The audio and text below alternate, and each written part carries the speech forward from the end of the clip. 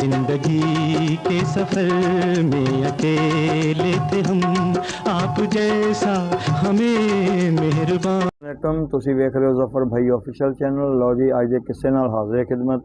अज का किस्सा जनाब शहनशाह जज्बात और बड़े कद्दावर एक्टर जनाब मुहम्मद अली साहब के बारे च। मुहम्मद अली साहब नाल एक ऐसा वाक़या भी पेश आया जिहड़ा शायद बहुत सारे लोग जानते भी होंगे लेकिन बहुत सारे नहीं जानते होंगे। लेकिन मैं उस वाक़या नूं जनाब शेयर करने वास्ते दोबारा आया वहाँ कि वो की वाक़या सी कि मुहम्मद अली साहब नूं दाता दरबार जाके सोना भी पिया ते कुछ दिनों वास्ते हज़रत अली हजवेरी दाता गंज बख्श रहमतुल्लाह अलैह उन्हां दे दरबार ते जाके लाइन च लग के ते कई दिन तक रोटी खानी पई और जनाब दरबारां ते सौ के ते दरबार दे लंगर दे उत्ते गुजारा करके ते अपनी ज़िंदगी नूं किस तरह अगे चलाया। और वो की वाक़या ऐसा पेश आया जिहड़ा एडा वड्डा आदमी एडा कद आवर शख्सियत नूं जाके कहंदे आ कि कोई लाहौर च कोई अपना नहीं सी है या लाहौर चो किसी बंदे कोलों मुहम्मद अली साहब वो एवें हथ आगे करके कुछ कहना नहीं सी चाह रहे क्योंकि ये उन्हां दी खुददारी सी, ये उनका वड्डापन सी। क्योंकि सैयद मुहम्मद अली साहब दे ज़हन शायद होएगा करांगा ते अपना करांगा, नहीं तो रोज़ी तो मेरा अल्लाह देने वाला, मैं किस लगे हथ क्यों फैलावां। लो जी, यही जिहड़ा वाक़या ना यह तुहानूं दसना वा कि यह वाक़या है की सी कि जदों मुहम्मद अली साहब जिहड़े कहंदे ना लाहौर आए ना, ज़हन सी कि मैं रेडियो स्टेशन सदाकार की हैसियत नाल काम करा और फिल्म इंडस्ट्री जिहड़ा ना चक्कर लाउंदा रहा, लेकिन ना किसी ने फिल्म इंडस्ट्री च पल्ला फड़ाया तो ना रेडियो स्टेशन ते कोई काम मिल रहा सी। उन्होंने मजबूरन जड़ा ना उस वेले ये डिसीजन लिया कि यार क्यों ना होवे कि इहदे नाल नाल मैं कोई मजदूरी कर लवां, कोई ऐसा काम कर लवां।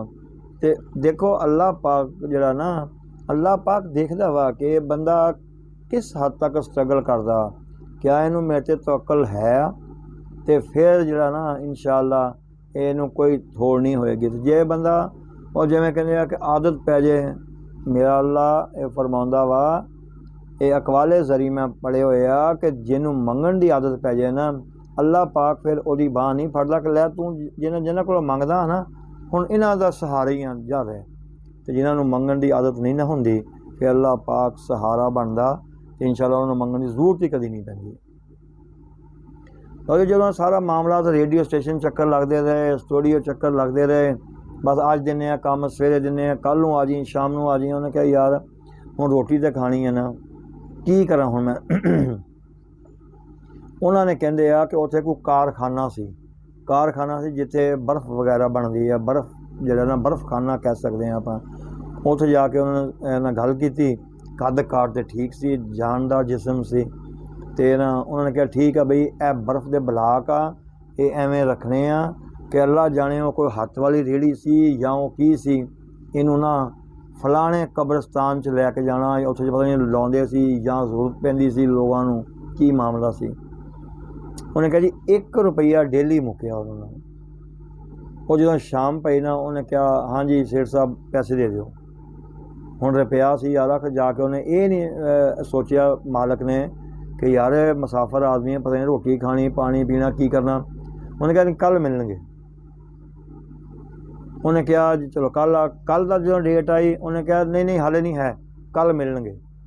वो कल भी उन्होंने काम करवा के पता नहीं किन्ना वजनी ब्लाक हुंदा 1.5-2 मन का, उन्होंने बेचारे नूं बुरा हाल करता।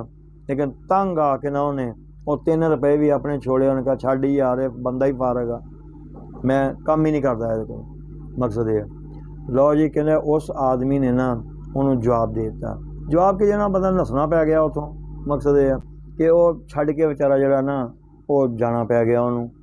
हुण कोई आसरा नहीं है, कोई सपोर्ट करने वाला नहीं है, कोई जरिया नहीं है। मजदूरी की एक पढ़े लिखे आदमी ने, वो भी मजदूरी मार गया, वो भी नहीं दी उन्हें। यार वैसे जे कारखाने वाले लोगों का मिल मालक लोगों का लो जी अजान होण डई आ, इस तो बाद गल करते हैं इंशाअल्लाह। हाँ जी जनाब, ये जरा बर्फ़ खाने वाला मालक सी उन्हें मजदूरी कोई नहीं दिती। और यार सोचना चाहिए वा कि पता नहीं बंदे ने किस हालात च किवें ज़िंदगी बसर करनी आ। लेकिन ये जड़े ना कारखाने वाले या मालक हजरात, वैसे है कि चलो उदों का पैगाम अज असीं दे रहे हैं, लेकिन हमेशा का पैगाम ही रहेगा कि कोई शर्म करनी चाहिए आ।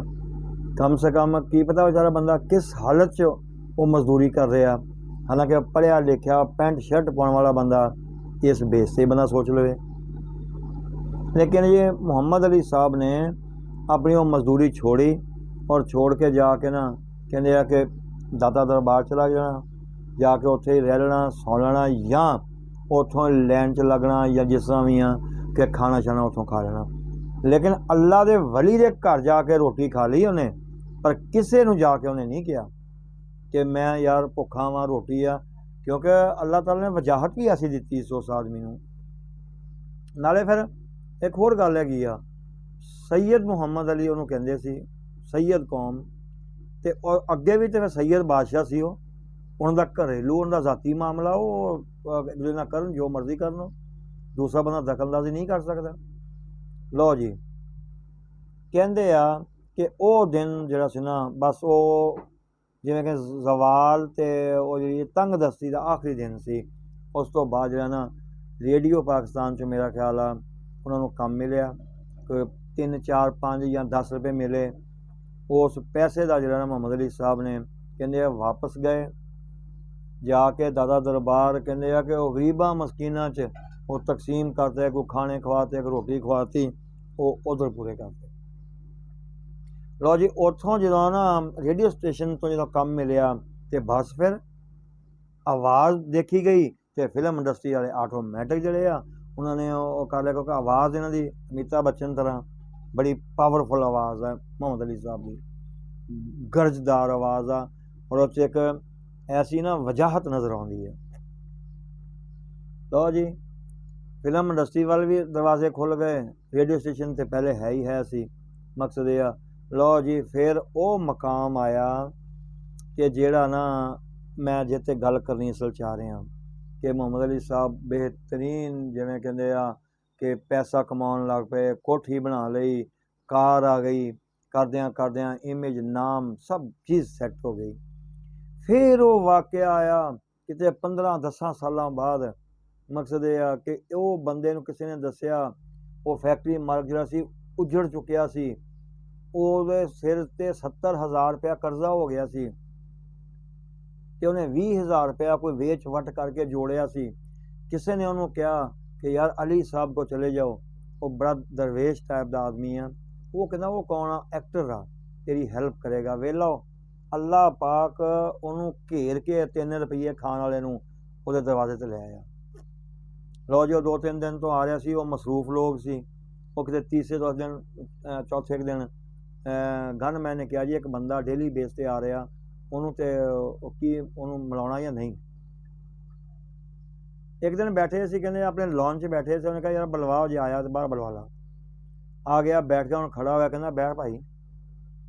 बैठ गया, कहना जी मैं असल ते कम ये आया वां, तुसीं दरिया दिल आदमी हो, सखी आदमी हो, मैनू 50,000 रुपया चाहिए, 20,000 मेरे कोल हैगा, तो मैं 70,000 रुपया किसी का देना, नहीं तो मेरा वो कारोबार, मेरी वो जगह, मेरा वो सब कुछ खुस जाना वा, तो मेरे बच्चे रोड़ा से तो आ जाएंगे, तो भुखे मर जाएंगे।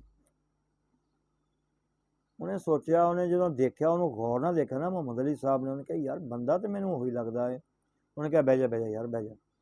बिठाया, अंदर गया, कहते मकसद है अंदर वापस आया, सगार जलाया, हाथ च फड़ लिया, सगार पीना से मोहम्मद अली साहब।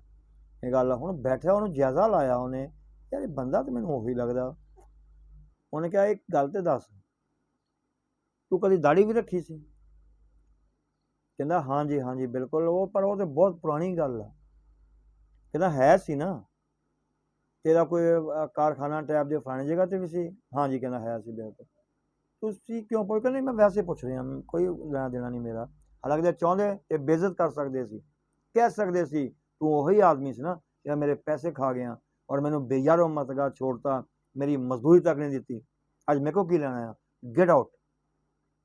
लेकिन नहीं, ਇਹੀ ਤੇ ਖੂਬੀ ਆ, ਵੱਡੇ ਲੋਕਾਂ 'ਚ ਇਹੀ ਤੇ ਖੂਬੀ ਹੁੰਦੀ ਆ। ਲਓ ਜੀ, ਉਸ ਆਦਮੀ ਨੇ ਨਾ, ਉਹਨੇ ਕਿਹਾ ਅੱਛਾ ਬੈ 50,000 ਰੁਪਇਆ ਐਵੇਂ ਅੱਗੇ ਰੱਖਿਆ। ਉਹਨੇ ਕਿਹਾ ਭਾਈ ਇਹਦੀ ਸ਼ਰਤ ਆ, ਇੱਕ ਸ਼ਰਤ ਇਹਦੀ ਇਹ ਹੈਗੀ ਆ, ਪਹਿਲੇ 3 ਰੁਪਏ ਕੱਢ। ਇਹ ਜੇ 3 ਰੁਪਏ ਹੈਗੇ ਆ ਕਿ ਨਹੀਂ? 3 ਰੁਪਏ ਤਾਂ ਹੋਣਗੇ, ਐਸੀ ਗੱਲ ਨਹੀਂ। ਕਿਹਾ 3 ਰੁਪਏ ਕੱਢ ਕੇ ਇੱਥੇ ਰੱਖਿਆ, ਰੱਖ ਕੇ 3 ਰੁਪਏ ਲੈ ਕੇ ਜੇਬ 'ਚ ਪਾ ਲਏ। ਪਾ ਕੇ ਕਹਿੰਦਾ ਬਸ ਲੈ ਜਾ 50,000।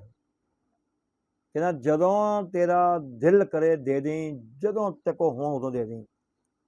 ਠੀਕ ਆ ਜੀ। ਉਸ ਬੰਦੇ ਦੇ ਜ਼ਮੀਰ ਨੇ ਇੰਨਾ ਮਲਾਮਤ ਕੀਤਾ, ਉਹਨੇ ਕਿਹਾ ਮੈਂ ਪੁੱਛ ਤੇ ਲਵਾਂ, ਇਹ ਤੇ ਮੈਨੂੰ ਐਡੀ ਵੱਡੀ ਛੂਟ ਮਿਲ ਗਈ ਕਿ 3 ਰੁਪਈਏ ਮੇਰੇ ਕੋਲ ਕਿਸ ਵਾਸਤੇ ਲਿਆ, 50,000 ਦਾ ਪੁੱਛਿਆ ਹੀ ਨਹੀਂ। ਕਿ ਅਲੀ ਸਾਹਿਬ ਇਹ ਦੱਸੋ ਕਿ ਇਹ 3 ਰੁਪਏ ਕਿਸ ਚੀਜ਼ ਦੇ ਸੀ? 3 ਰੁਪਏ ਦੀ ਕੀ ਔਕਾਤ ਹੈ ਇਸ 50,000 ਦੇ ਸਾਹਮਣੇ? ਉਹਨੇ ਕਿਹਾ ਯਾਦ ਕਰ, ਤੇਰੇ ਕੋਲ ਕਦੀ ਮੈਂ ਵੀ ਆਇਆ ਸੀ ਔਰ ਤੇਰੇ ਬਰਫ਼ਖਾਨੇ 'ਚ ਮੈਂ ਮਜ਼ਦੂਰੀ ਕੀਤੀ ਸੀ, ਜਦੋਂ ਤੂੰ 3 ਦਿਨ ਲਾਰੇ ਲਾ ਕੇ 3 ਦਿਨ ਟਿੱਪਾਂ ਦੇ ਕੇ ਤੇ ਫਿਰ 3 ਰੁਪਏ ਵੀ ਨਹੀਂ ਸੀ ਦਿੱਤੇ ਤੇ ਮੈਨੂੰ ਵਾਪਸ ਆਉਣਾ ਪੈ ਗਿਆ ਉੱਥੇ। ਲੇਕਿਨ ਕੋਈ ਗੱਲ ਨਹੀਂ, ਇਸ ਤਰ੍ਹਾਂ ਕਰਨਾ ਨਹੀਂ ਚਾਹੀਦਾ, ਕਿਉਂਕਿ ਕੀ ਪਤਾ ਕਿਸ ਦੀ ਮਜਬੂਰੀ ਕੀ ਹੁੰਦੀ ਹੈ। ਲਿਹਾਜ਼ਾ ਉਹ ਤੇਰਾ ਜ਼ਰਫ ਸੀ, ਇਹ ਮੇਰਾ ਜ਼ਰਫ ਆ ਫੜ 50,000 ਜਦੋਂ ਮਰਜ਼ੀ ਦੇ ਦੀ। ਲਓ ਜੀ, ਉਹ ਕਹਿੰਦੇ ਕਿ ਹੁਣ ਇਹੋ ਜਿਹਾ ਬੰਦਾ ਜਿਹੜਾ ਲੈਣ ਵਾਲਾ, ਉਹ ਆਪਣੇ ਜ਼ਮੀਰ ਦੇ ਸਾਹਮਣੇ ਹੀ ਮੇਰਾ ਖਿਆਲ ਮਰ ਜਾਂਦਾ। ਯਾਰ ਮੇਰੇ ਨਾਲ ਕੀ ਹੋਇਆ? ਉਹਨੂੰ ਵੀ ਉਹਦੇ ਸਾਹਮਣੇ ਉਹਦੀ ਕੀਤੀ ਆਈ, ਉਹਨੇ ਉਹ ਕੰਮ ਕੀਤਾ। ਉਹ ਮੁਹੰਮਦ ਅਲੀ ਸਾਹਿਬ ਇੱਕ ਆਲਾ ਗ੍ਰੇਡ ਦੇ ਆਦਮੀ ਬਣ ਗਏ ਤੇ ਉਹ ਫਕੀਰ ਔਰ ਕਲਾਸ਼ ਹੋ ਗਿਆ। ਇਸ ਵਾਸਤੇ ਜਨਾਬ ਗਰੂਰ ਮਤ ਕਰੋ, ਕਿਸੇ ਨੂੰ ਨੀਵਾਂ ਦੇ ਕੇ ਧੱਕੇ ਮਤ ਮਾਰੋ। ਇਹੋ ਜਿਹੇ ਮਾਮਲਾਤ ਨੂੰ ਥੋੜ੍ਹਾ ਪਰਹੇਜ਼ ਕਰਿਆ ਕਰੋ, ਕਿਉਂਕਿ ਮੇਰਾ ਅੱਲਾ ਹੀ ਇਹ ਸੀਟਾਂ ਵੰਡਦਾ ਤੇ ਜਦੋਂ ਉਹ ਲੈਂਦਾ ਫਿਰ ਐਵੇਂ ਲੈ ਲੈਂਦਾ ਵਾ। ਅੱਲਾ ਸਾਨੂੰ ਸਾਰਿਆਂ ਨੂੰ ਮਹਿਫੂਜ਼ ਰੱਖੇ। ਦੱਸਣਾ ਕਿ ਤੁਹਾਨੂੰ ਕਿੱਸਾ ਕੈਸਾ ਲੱਗਾ। ਇਨਸ਼ਾ ਅੱਲਾ ਕਿਸੇ ਨਵੇਂ ਕਿਸੇ ਨਾਲ ਫਿਰ ਹਾਜ਼ਰ ਹੋਵਾਂਗੇ। ਹੁਣ ਦੇਰ ਤੱਕ ਅਸਲਾਮ।